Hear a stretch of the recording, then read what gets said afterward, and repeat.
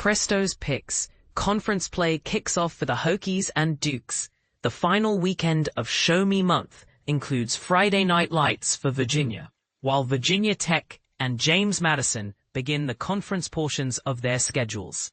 Meanwhile, one notable Power 4 school will start league play without a recognizable face. "I'm a man, I'm 40.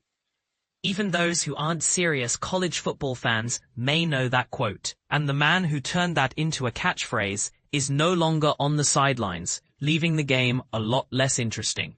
Oklahoma State fired Mike Gundy earlier this week after the team got off to a 1-2 start that included a 66-point loss to number 6 Oregon and the team's first loss at home to in-state foe Tulsa since 1951.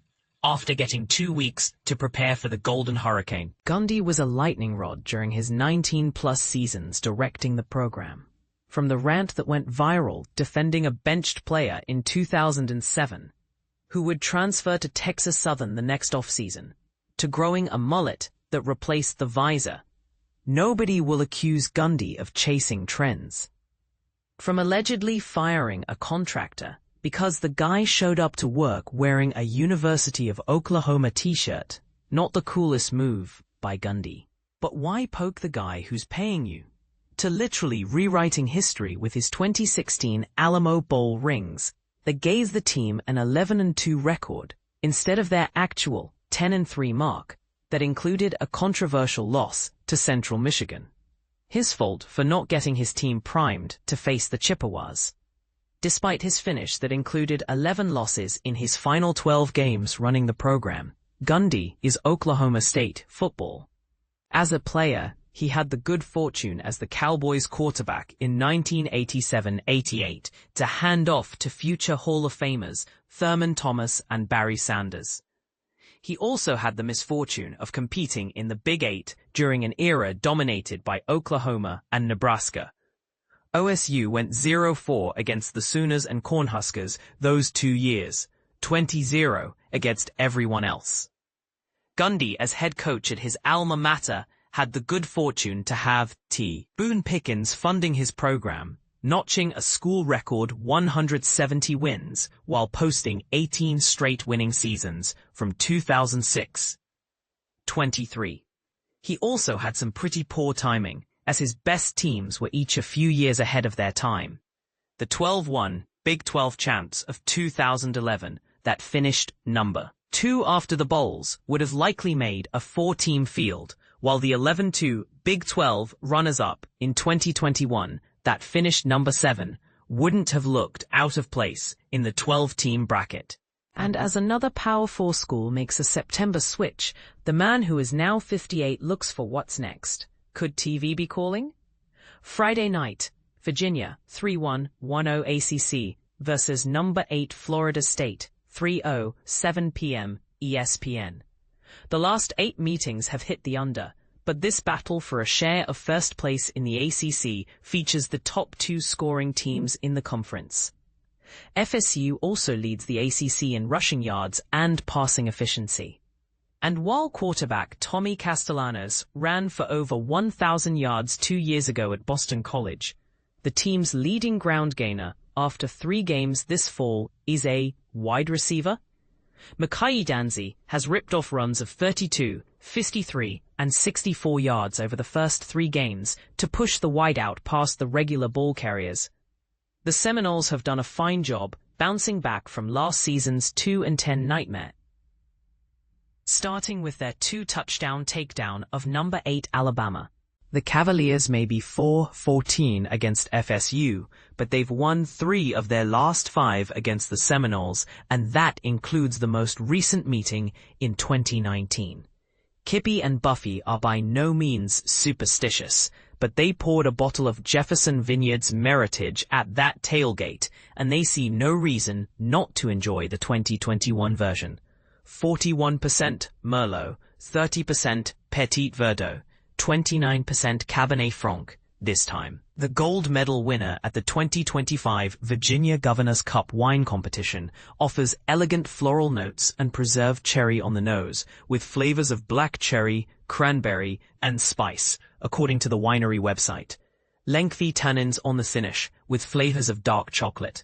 Presto's pick. Cavaliers' defense deals with lengthy drives at the finish, with flavors of defeat in a 30-14 loss. Saturday's games. James Madison 2-1 versus Georgia Southern 2-2. 1:30 p.m. ESPN+. It's the Sun Belt Conference opener for the Dukes and Eagles, who in the preseason were picked to finish first and second in the East Division. JMU's defense is off to a solid start, leading the conference in scoring defense, as well as stopping opponents on third down.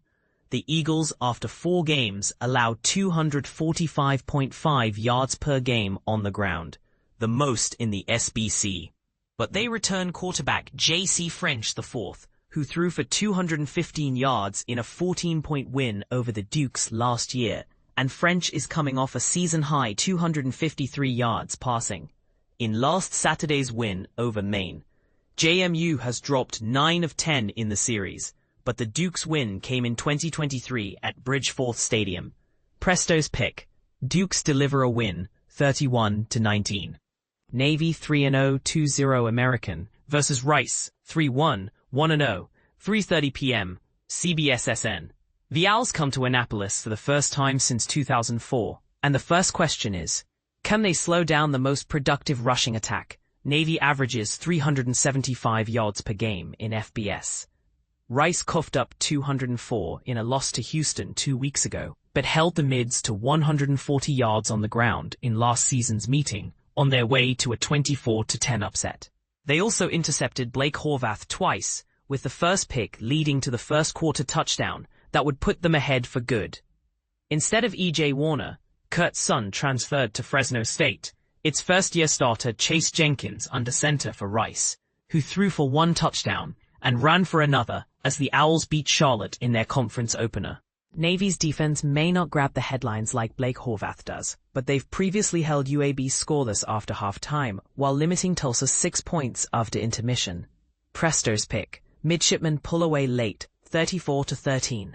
Virginia Tech 1-3 at NC State, 3-1, 1-1 ACC, 7 p.m. CW. How much momentum will the Hokies carry over from their win over Wofford? Even with the win over the Terriers, they rank 16th in the ACC at stopping the run, and the Wolfpack boasts the conference's leading rusher, in Hollywood Smothers, 503 yards, while averaging 6.3 per carry. He gained 123 yards last week in a loss at Duke. Can Kyron Drones prove that his 4 touchdown, 2 passing, and 2 rushing performance wasn't just the byproduct of an FCS foe? And even against Wofford, he still fumbled to give him 3 for the season, to go with 3 interceptions. The Hokies have dropped the last 2 meetings, but are 5-3 against the Pack since joining the ACC. Presto's pick. Hokies come up short, 27-16. Howard slips at Richmond. Georgetown falls at Columbia. Towson tops Bryant. William Mary loses at Villanova. Old Dominion defeats Liberty. Last week, 7-3, season. 27-10. Get breaking news and daily headlines delivered to your email inbox by signing up here. https://wtop.com/newsletter sign up. A copyright 2025. WTOP. All rights reserved. This website is not intended for users located within the European Economic Area. Dave Preston. https://wtop.com/author/David Preston.